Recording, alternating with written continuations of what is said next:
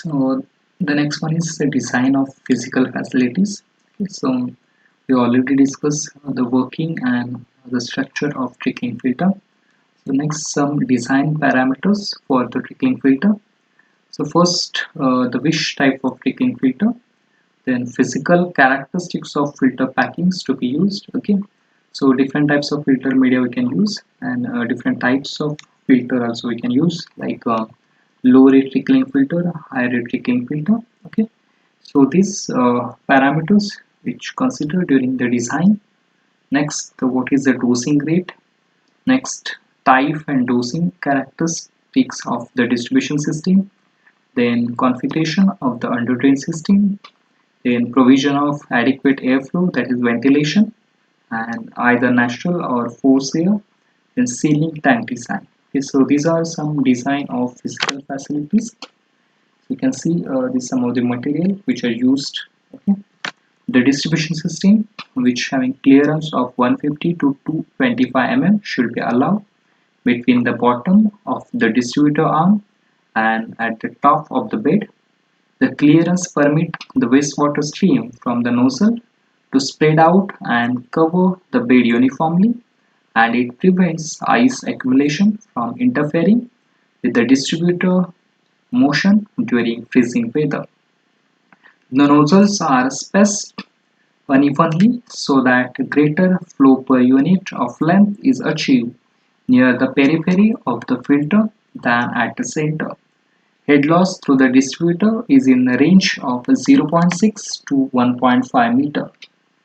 Okay, so these are some distributor arms of the trickling filter.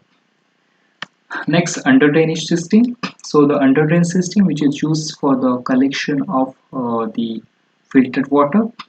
So the under drain system for a rock filter usually has a precast blocks of vitrified clay or fiberglass grating laid on a reinforced concrete subfloor.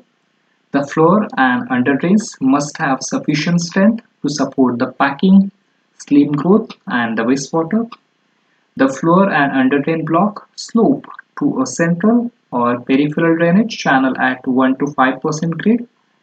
The effluent channel are sized to produce a minimum velocity of 0.6 meter per second at the average daily flow rate.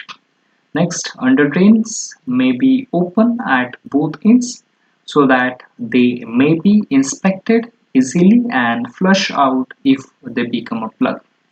So this about the under drainage system, which the cleaning also, which can be automatically cleaned. Okay, so this is what the fiberglass grating, then filter store and clay block. This is the under drain trough for the collection of water. This is typical under drain system for tower filter. The next, airflow or the ventilation.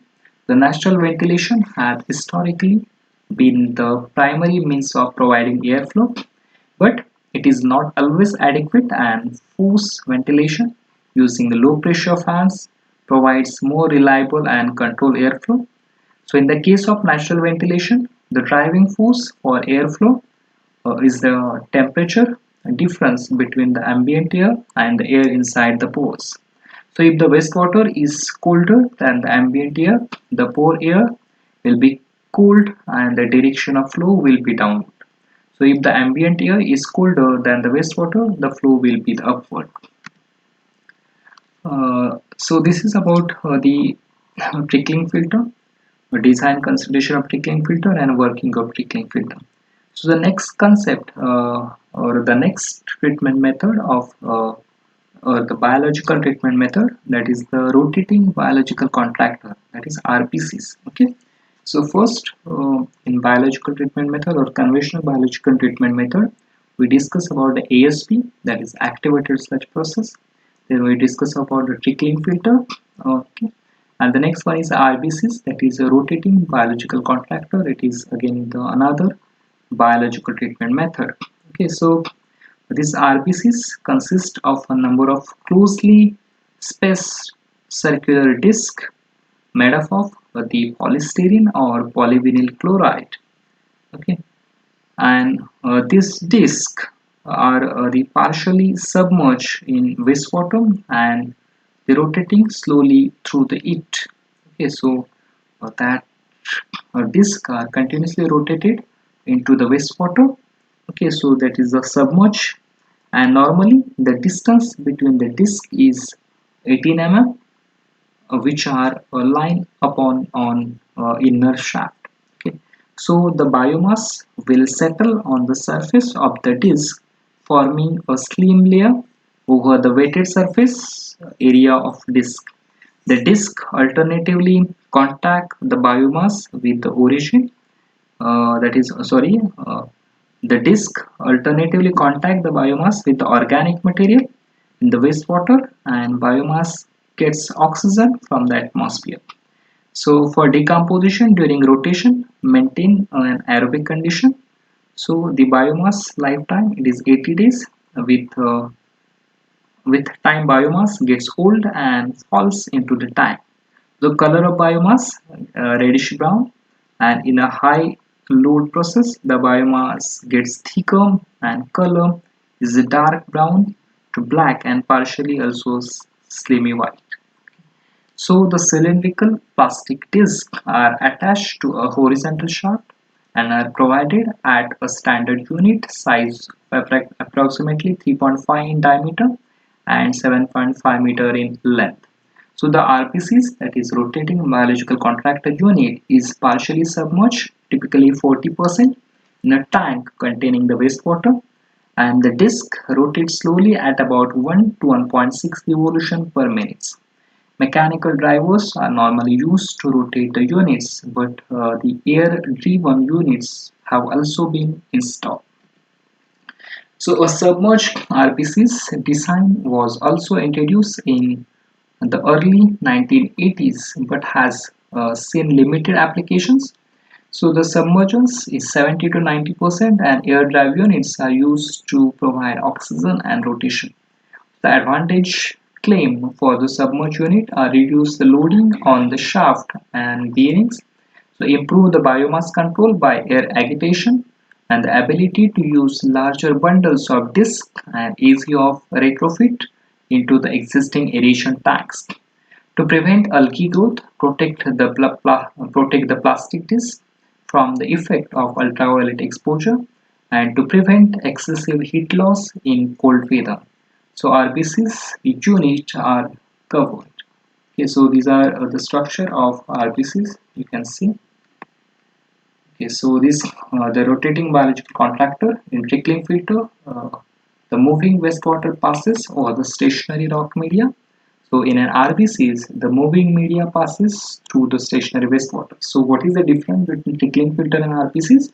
So in trickling filter, the moving wastewater passes over the stationary rock media, but here in RBCs, the moving media passes through the stationary wastewater.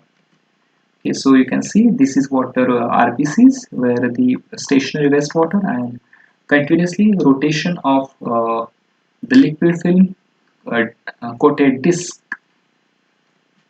Okay, so this is what the media disc or panel or one media pack, and metal discs or panel, media support, and 30 to 45% submerged into the wastewater, and optional air distribution pipes also provided in that RBCs. So you can see this is the structure of RBCs, which outer cover and inner disc on which the media or the organic matter which concentrate. Okay, so this commonly used in a series and parallel. Okay, so these are about the RBCs, rotating biological contractor. This is what the another biological treatment method which is used after the trickling filter and activated sludge process. So after that, the next process that is the low cost treatment method for the treatment of wastewater, like oxidation pond, that is also called a stabilization pond. Next, the aerated lagoon. Next, the oxidation ditches. Okay, so these some of the low cost treatment method like oxidation pond, aerated lagoon, and oxidation ditches that we discuss later.